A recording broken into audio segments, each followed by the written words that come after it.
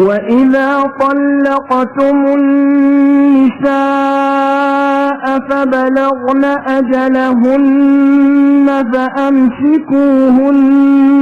بمعروف أو سرحوهن بمعروف ولا تمسكوهن ضرارا لتعتدوا ومن يفعل ذلك فقد ظلم نفسه ولا تتخذوا آيات الله هزوا واذكروا نعمة الله عليكم وما أنزل عليكم من الكتاب والحكمة يعظكم